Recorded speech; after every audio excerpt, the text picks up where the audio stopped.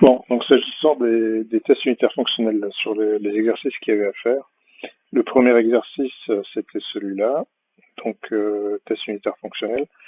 La principale difficulté, finalement, en fait, c'est de comprendre l'énoncé. Le truc, c'est que si vous compreniez pas bien le mode de calcul des impôts, voilà, ça pourrait être difficile. En même temps, je pense que quand même le sujet est relativement bien écrit.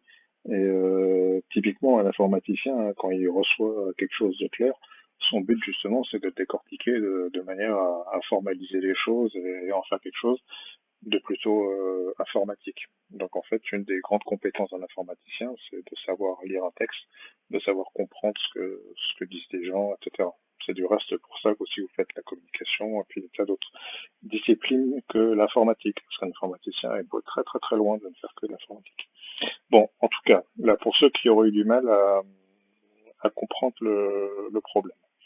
L'idée, c'est que ce qu'on va faire, c'est on va essayer de définir une fonction qui calcule les impôts de l'année. Hein. Et pour calculer les impôts, il y a deux choses qu'on rentre. Il y a le nombre de parts, il y a le nombre de parts euh, et les revenus. Donc le nombre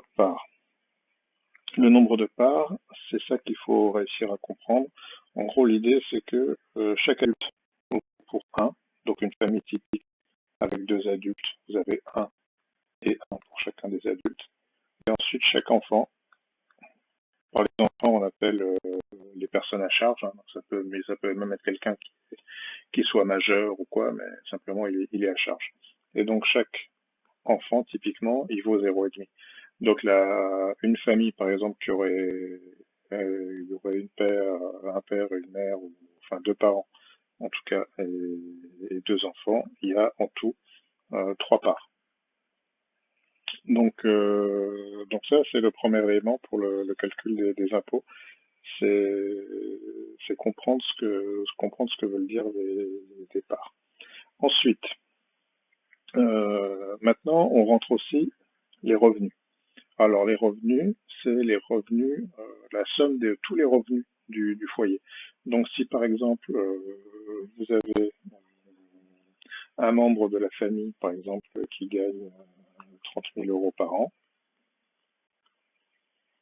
et un autre membre de la famille qui gagne 20 000 euros par an, alors les revenus sont égales du coup à 50 000. Maintenant, le truc qui va se passer, c'est qu'en fait, un foyer qui va gagner 50, qui va avoir des revenus de 50 000 euros par an, s'il a 50 000 euros par an avec une composition familiale où il y a beaucoup beaucoup de parts parce qu'il y a beaucoup beaucoup d'enfants, etc., ou alors une composition familiale où il y a mettons qu'une seule personne, c'est-à-dire la personne qui travaille, alors dans ce cas, l'imposition sera très très différente. Avec les mêmes revenus, on paye plus d'impôts. Avec les mêmes revenus de tout le foyer, on paye plus d'impôts quand le foyer est tout petit.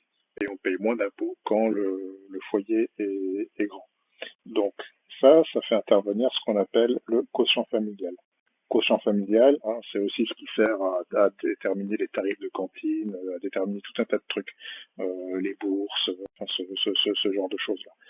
Et donc, le quotient familial, c'est quoi finalement? Le quotient familial, c'est le nombre de parts. Non, pardon, excusez-moi. Le quotient familial, c'est les revenus divisés par le nombre de parts. Donc, dans la famille qu'on avait là, à 50 000, du coup, ça veut dire que dans ce cas, une famille qui avait 50 000 et qui avait trois parts, du coup, on fait 50 000 divisé par 3. Donc, j'arrive pas même pas bien à faire sa tête, mais ça vous donne l'idée. Et donc, une fois qu'on a ça, on commence à réfléchir et on voit l'imposition, la manière dont elle fonctionne.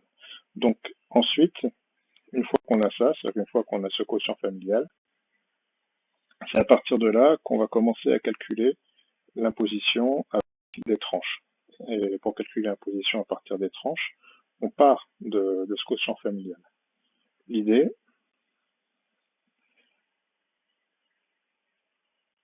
c'est que si par exemple, je vais me remettre dans un cas plus simple, ou mettons qu'on est 30 000 par exemple. Mettons que c'est beaucoup, 30 000, ça fait beaucoup. On va mettre ça comme ça pour l'exemple. Mettons qu'on est 30 000 en quotient familial. C'est un quotient familial confortable. Donc une fois qu'on a ça, qu'est-ce qu'on se dit? On va prendre le quotient familial, on va calculer les impôts en fonction de ça. L'idée, c'est que le premier euro, pardon, les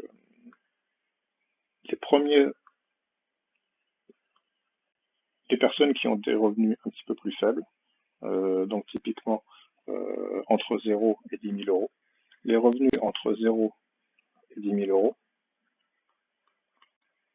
ne donnent pas lieu à d'impôts. D'accord? Donc ça, c'est exonéré d'impôts. On commence à payer des impôts seulement quand on va gagner au-dessus de 10 000 euros. Là, j'ai mis 10 000, 25 000, 75 000, 100 000, 150 000. C'est que des exemples. C'est à peu près l'ordre d'idée qu'il y a en ce moment, mais bon, c'est pas la virgule près. Hein. Le but, c'était pas ça. En tout cas, ça veut dire que la personne qui gagne à 30 000, sur les premiers 10 000 euros, elle ne paye pas d'impôt. Zéro impôt. En revanche, après, ce qui va se passer, c'est que chacun des petits euros qu'elle va gagner entre 10 000 et 25 000 va être imposé à 14%. Ça veut dire que le premier euro, là, va occasionner 14 centimes d'euros d'impôt. Le deuxième euro, 14 centimes d'euros d'impôt, etc., etc. Donc, on va prendre le nombre d'euros qu'on a là-dedans et on va calculer 14% de tout ça. Ça va donner la tranche d'impôt, ça va donner les impôts dans cette tranche-là. Donc typiquement, si quelqu'un, par exemple, gagnait 20 000 euros, hein, on dit pas c'est pas le 30 000 là. Mettons si quelqu'un gagnait 20 000 euros. Bah, quelqu'un qui gagne 20 000 euros, sur les 10 000 premiers, il paye 0. Par contre, sur les 10 000 suivants, il va payer 1400 euros. Il va payer 1400 euros. D'accord? Donc du coup, son impôt total, finalement, ça va être sur ces 20 000 euros, il va payer en tout 1400 euros. D'accord? Donc en réalité, il paye 7% d'impôt. Cette personne-là est finalement à 7% d'imposition en réalité. Donc c'est pas parce que souvent vous voyez des gens qui disent oui, je paye 30% d'impôt. Les gens qui sont dans des tranches, qui sont dans la fameuse tranche à 30%, là, ils payent pas 30% d'impôt. Ils payent 30% d'impôt seulement sur les euros qu'ils gagnent au-delà des 25 millièmes. D'accord. Donc en réalité, le taux d'imposition réel, il est moins élevé que ces 30%, 14% ou ces 41% ou ces 45% qui sont plutôt en fait ce qu'on appelle des taux d'imposition marginaux. Marginaux parce qu'en réalité, c'est l'euro de plus qui est imposé à 14, 30, 40, 45. D'accord. Mais l'impôt global est moins important que l'impôt global est moins important que ça. Là, je renlève mon exemple là, je renlève l'exemple de 20 000 pour reprendre l'exemple de la personne qui gagnait 30 000. Donc, l'exemple de la personne qui gagnait 30 000, du coup, ça veut dire que elle remplit entièrement cette tranche-là, et sur cette tranche-là, elle va payer, du coup, 1400 euros. Non, pardon. Pas 1400 euros, elle va payer 15 000 multiplié par 0,14. Donc le mode de calcul ici, c'est 15 000 multiplié par 0,14. Et ensuite, ce qui reste en plus. Donc ici, il reste 5 000 pour aller jusqu'à 30 000. Et bien ces 30 000, ils sont imposés à 30%. Voilà. Et donc ça permet de calculer l'impôt global. Donc là, par exemple, je donnais un exemple ici, où finalement, un foyer aisé avec 180 000 euros annuels, mais qui ont deux adultes, et deux enfants, ça fait donc un coefficient familial de 60 000. Le coefficient familial de 60 000, c'est-à-dire que les 10 000 premiers, ils ne sont pas imposés. Les 15 000 suivants, ils donnent lieu, les 15 000 suivants, ils donnent lieu ici à 2 100 euros d'impôt. Hein. Ça, c'est le calcul, c'est 15 000 multiplié par 0,14. Et ensuite, ça continue. Donc, ça continue. Les 35 000 derniers donnent lieu à 10 500 euros d'impôt et 10 500 euros d'impôt parce que c'est 35 000 multiplié par 0,3. 0,3 étant la tranche d'imposition dans laquelle on est. Donc à la fin, on fait la somme de tout et la somme de tout, finalement, ça donne 12 600 euros. Donc ça fait 12 600. Donc ça, quand on a pris le quotient familial et qu'on a appliqué les tranches, ça donne 10 600 euros d'impôt.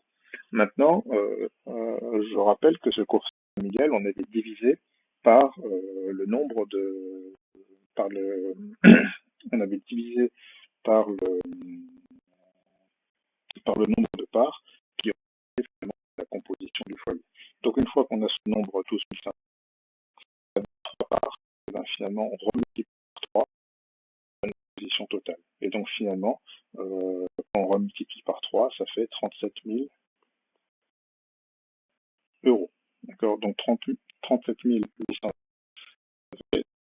Si les gens avaient non, pardon, s'ils avaient 100 dans leur foyer, et bien finalement, leur 180 euros donne lieu à 37 800 euros d'impôt, ce qui est de leur revenu. Et donc 21% de les revenus, tous les 30% qu'il y avait là. Donc voilà, donc il faut simplement, pour que vous puissiez faire cet exercice, il faut comprendre comment calculer l'impôt. Donc là, vous avez compris. Si vous n'avez pas du tout réussi à faire l'exercice, vous ne compreniez pas ça, ben, relisez un petit peu le texte à la lumière de ce que je viens de vous dire et essayez de faire l'exercice. Et une fois que vous aurez bien réussi de faire l'exercice, et ben, vous regardez la vidéo suivante où je vais faire un résumé de tout ça. Voilà.